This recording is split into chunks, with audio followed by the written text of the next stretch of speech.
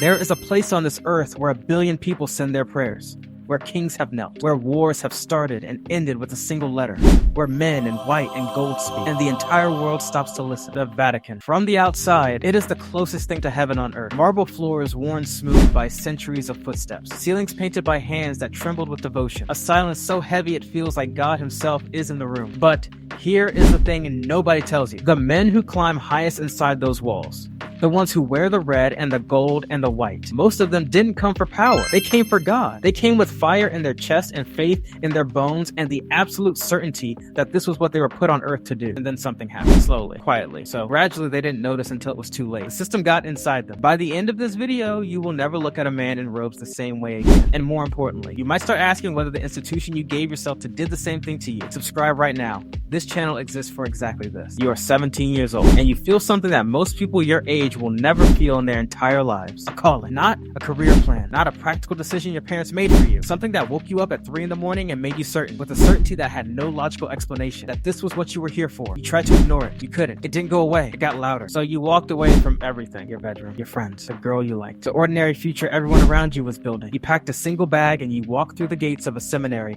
and the gates closed behind you, and somehow that felt like the most free you had ever been. And those first years are everything you imagined and more. Prayer before sunrise, the chapel cold and still, candlelight the only warmth, a community of young men all burning with the same fire, philosophy classes that crack your mind open, scripture that feels alive in a way it never did in Sunday school, the overwhelming sense that your life means something, that you chose something real over something comfortable. Nobody warned you about what's coming next, because the seminary doesn't just teach you about God, it teaches you about the institution, the hierarchy, the chain of obedience, the way things have always been done, and the very specific reasons why they will continue to be done that way. And slowly, so slowly you can't point to the exact moment it began. You start to understand that the institution and the faith are not always the same thing. They tell you this is normal. That structure is how faith survives. That the church has outlasted every empire on earth precisely because of its discipline and its hierarchy and its refusal to bend. You believe them. Of course you believe them. You're 17 years old and you came here because you believe. But somewhere in the back of your mind, a question has planted itself. A question you don't speak out loud. A question that will follow you up every single level of this institution for the rest of your life. What if the structure and the faith are not the same thing? What if they never were? Drop it in the comments right now. Did you ever give yourself to something completely, only to realize it was more complicated than you thought? I want to know. The ordination is the most overwhelming moment of your life. Hands on your head. Ancient words. 2,000 years of unbroken chain passing through this moment. You are flat on the floor, face down on cold stone, and you are weeping, and you don't care who sees it because nothing in your life has ever felt this real. For exactly 3 weeks, everything is perfect. Then the diocese calls. The roof of your parish needs 40,000 euros in repairs. The accounts haven't been properly filed in 2 years. There are 2 families who haven't spoken to each other in a decade, and both of them expect you to take sides. The older priest who was here before you left certain things, certain situations, carefully unresolved, and now they are your situations to resolve. You still believe deeply. Nothing has changed about that. But here is what nobody prepared you for. The gap between what the faith asks of you and what the institution asks of you. The faith says, be present. Be with people in their pain. Be available. Be human. Be real. The institution says, file the report, attend the meeting, follow the protocol, don't create problems for the diocese. Most weeks, you manage both. Some weeks, you cannot. And on the weeks you cannot, you always choose the institution, because the institution is watching, because the institution evaluates, because you have learned without anyone ever saying it directly that a priest who causes administrative problems is a priest whose career ends quietly in a small town where nobody will ever hear from him again. You follow the rules, you tell yourself it's wisdom. But late at night in the quiet of the empty church, you kneel before the altar and you ask yourself, is this what I came here for? The candles flicker, the answer doesn't come, and you will kneel there again tomorrow night, and the night after that, and the question will get heavier with every passing year. If this is already making you feel something, like the video, more people need to see this conversation. You are in your mid-40s, bishop, a diocese of your own, 600,000 souls in your care, 300 priests who answer to you. Schools, hospitals, properties, investments, a communications director, a legal team on retainer, a calendar booked 6 months in advance. And here is the thing nobody told you. Being a bishop is a management job, not a spiritual one, a management one. You have quarterly reviews. You have performance targets, not written down anywhere, but understood by everyone. How many scandals you contained, how smoothly the money moved, how obediently you implemented the direction coming from Rome. Whether you caused problems or solved them, the faith is still there. You pray every morning. You still feel something when you hold the Eucharist. You still have moments, rare now, but real. Where the sacred breaks through the administrative fog and you remember why you came here. But those moments are getting shorter and further apart. Ama asol shokirichu olanshu. You are starting to realize that your best priests, the ones with the most genuine faith, the ones that people love most, are terrible bishops. Because what makes a great priest and what makes a successful bishop are almost completely different skill sets. And the institution promotes the second kind. Rome is watching your numbers, not your holiness. You have a meeting with the Vatican's Financial Oversight Committee next week. You have been preparing for it for a month. The last time you prepared for a prayer with this much intensity, you cannot remember. Do you think it's possible to stay true to yourself inside a system that rewards something different? Tell me in the comments. Rome knows your name now. A sentence used to mean something holy to you. Now you understand what it actually means. It means you are inside the politics. The Vatican has factions. It has always had factions. This is not new. This has been true for centuries. Progressive cardinals and conservative cardinals. Old alliances built over decades. Ambitious men who have been playing this game since before you were ordained. And now that Rome knows your name, you are no longer a bystander. You are a piece on the board whether you agree to be or not. And here is the moment everything changes. You are in a private meeting in Rome. 3 other archbishops. A cardinal you have always respected deeply. The conversation is about a situation. A delicate situation in one of the dioceses in your region. Something that should, by every moral measure you hold, be addressed publicly and directly. The cardinal looks at you, and without saying a single word that you could ever quote back to him, through tone alone, through the specific quality of his silence, he communicates exactly what the institution requires of you. Silence, management, containment. You think about the 17-year-old who walked into the seminary, the one who would have stood up, who would have said, "This is wrong and I will not be part of it." You open your mouth. You say the right thing, the careful thing, the institutional thing. And on the flight home, somewhere over the Alps, you stare out the window and you feel something leave you. Something small, but irreplaceable. Something you will spend the rest of your career trying not to name. Share this video with one person who is navigating a system right now. They need to hear this. The red robe. You have thought about this moment your entire life. The red that means you are willing to shed blood for the faith. The ancient weight of it. The significance that stretches back centuries.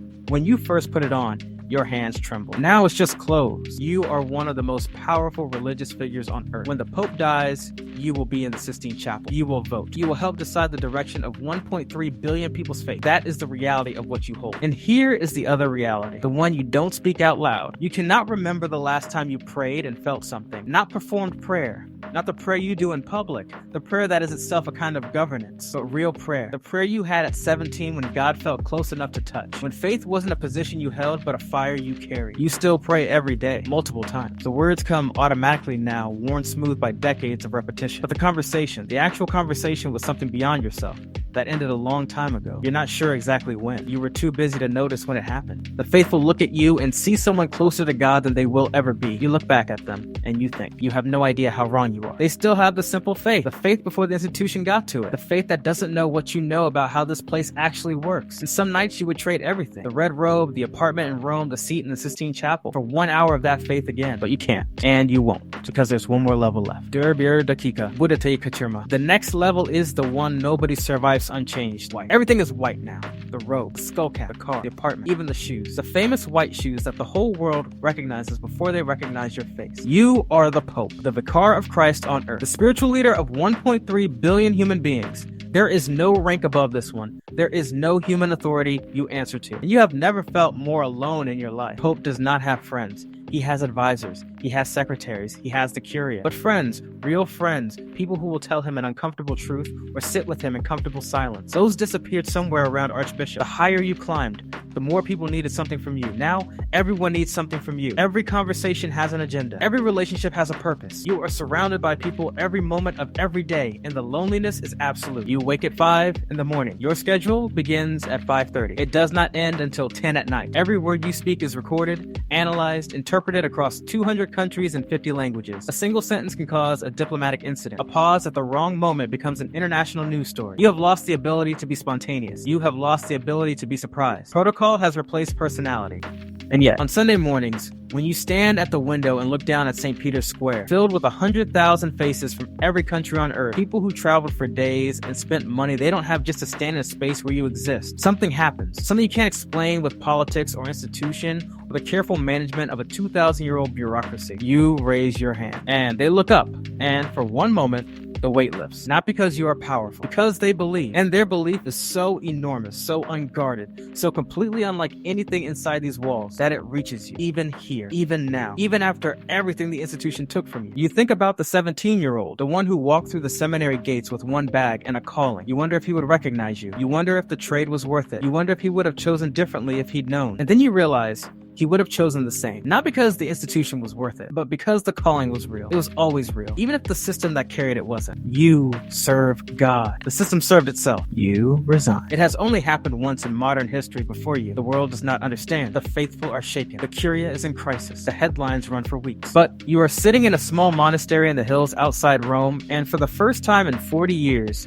you have nowhere to be at 5:30 in the morning. You sit in the garden as the sun comes up. No schedule, no agenda, no cameras, no billion people waiting, just a light moving through the trees and a bird you don't know the name of sitting on a branch nearby, completely unbothered by your presence. You have given 50 years to this institution. You have carried things no one should have to carry. You have made compromises that still wake you at 3 in the morning. You have also held people in their worst moments. You have baptized babies and buried the old. You have been present for the full human story in a way that almost no one gets to be. Was it worth it? You sit with the question in the garden. The bird flies away, and slowly, something you had almost forgotten begins to return. Not the institution, not the hierarchy, not the politics, or the protocol, or the weight of 2,000 years. Something quieter than all of that. The thing you felt at 17, before the seminary taught you about power, before Rome taught you about obedience, before the red robe and the white robe and the careful management of everything. Calling. It was always there. Underneath everything the system built on top of it, it was always there. Here is the question I need you to sit with tonight. Not about religion, about your own life. Is there something you gave yourself to completely? A job, a company, a relationship, a belief that slowly became something different than what you signed up for? And are you still inside it? Drop your answer in the comments. I read every single one and I reply. If this video moved something in you, like it, share it with one person who needs to ask themselves that question today. Subscribe. Every rank, every institution, every week. See you in the next one.